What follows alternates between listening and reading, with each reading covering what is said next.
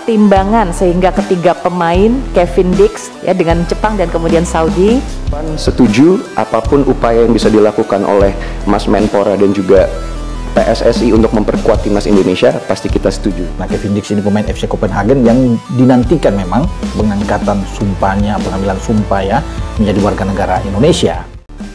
Gemparkan grup C, langkah cepat PSSI, Kevin Dix jalani proses pengambilan sumpah warga negara Indonesia di Denmark. Kejutan besar, Leo Gaucho striker anyar Borneo FC kirim surat lamaran ke Sintayong untuk dinaturalisasi. Lantas apa tanggapan dari Sintayong? Sempat dikabarkan alami cedera, dua Yancho bersaudara siap turun jurang laga kontra timnas Jepang. Serta beberapa berita timnas Indonesia hari ini. Selengkapnya hanya di Kickoff Football.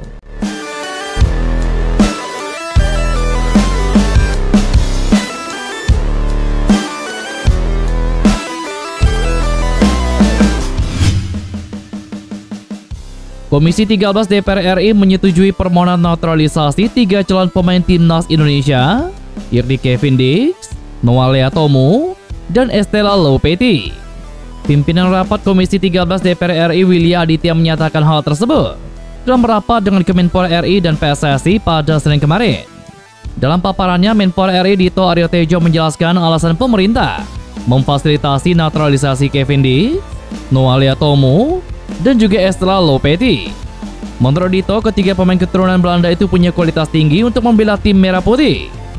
Hal senada disampaikan Sekjen PSSI Yunus Nusi. Lebih lanjut, ia ingin proses naturalisasi bisa segera selesai karena tiga pemain itu berhadapan dengan agenda penting timnas Indonesia. Dalam hal ini, Kevin Dix diproyeksikan membela timnas Indonesia Putra untuk kualifikasi Piala Dunia 2026. Yunus Nusi menegaskan bakal mengupayakan Kevin Dix bisa memperkuat timnas Indonesia bulan ini. Laga yang dimaksud adalah matchday ke-6 fase ketiga kualifikasi Piala Dunia kontra Arab Saudi. Yunus Nusi juga membenarkan kabar terkait naturalisasi Kevin Dix. Bek FC Copenhagen itu bakal diambil sumpah kewarganegaraan Indonesia pada tanggal 7 November 2024 di Denmark. 7 November 2024 menjadi batas akhir pendaftaran pemain timnas Indonesia untuk laga melawan Jepang yang bakal berlangsung pada tanggal 15 November 2024. Menpora Dito Aryo Tejo mengakui bahwa proses naturalisasi Kevin Dix untuk membela timnas Indonesia hanya berdurasi 5 tahun. Hal itu disampaikan Dito Aryo Tejo di gedung DPR RI pada Senin kemarin. Pernyataan Dito itu sekaligus meluruskan soal Kevin Dix yang dinaturalisasi dalam waktu singkat.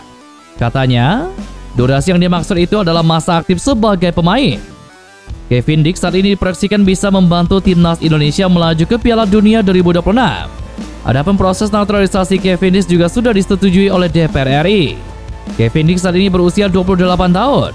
Pemain berdarah Indonesia itu diharapkan bisa mengeluarkan kemampuan terbaiknya bersama tim Merah Putih yang tengah berjuang di kualifikasi Piala Dunia. Dito berharap proses naturalisasi Kevin Dix bisa cepat selesai. Untuk mempercepat proses tersebut, Kevin Dix akan menjalani pengambilan sumpah warga negara Indonesia di Denmark. Kevin Dix kesulitan untuk datang ke Indonesia karena agenda padat bersama klubnya saat ini. Kalau untuk Kevin Dix, pastinya jangka pendeknya adalah memperkuat timnas Indonesia dalam kualifikasi. Untuk Kevin ini diproyeksikan untuk bisa bermain di kualifikasi Piala Dunia selanjutnya. Tetapi mungkin target realistisnya adalah saat laga timnas Indonesia bertemu dengan Arab Saudi. Tetapi PSSI akan mengusahakan secepatnya, kata Dito Aryo Tejo. Menpora RI Dito Aryo Tejo juga memberikan isyarat bahwa proses pemain naturalisasi timnas Indonesia tidak berhenti di Kevin Dix saja. Timnas Indonesia masih gencar untuk terus mencari pemain naturalisasi untuk dapat memperkuat skuad asuhan Sintayong.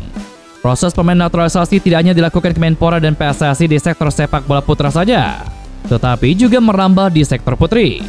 Diakui oleh Dito bahwa program untuk menaturalisasi pemain keturunan hanya target jangka pendek saja dan tidak berkelanjutan panjang.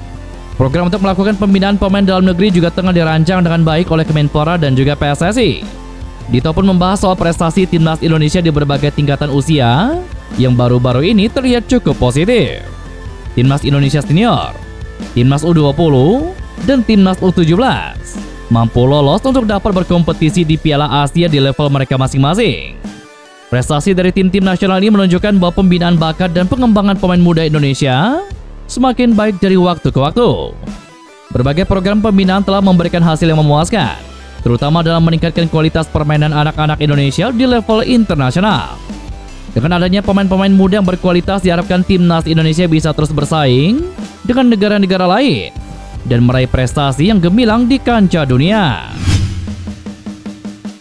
Penyerang asal Brazil yang kini bermain di Borneo FC, Leo Gaucho, menyatakan siap dinaturalisasi untuk membela timnas Indonesia. Sebagai penyerang, Leo Gaucho memiliki naluri mencetak gol yang cukup bagus, terlebih di usianya yang baru 23 tahun. Dia berpotensi berkembang lebih baik lagi ke depannya. Bergabung dengan Borneo FC pada musim 2024, Leo berhasil membawa Pusat Etam ke final Piala Presiden 2024 lalu. Saat Liga 1 musim 2024 digelar, Leo Gaucho sukses mencetak 6 gol hingga pekan ke-10.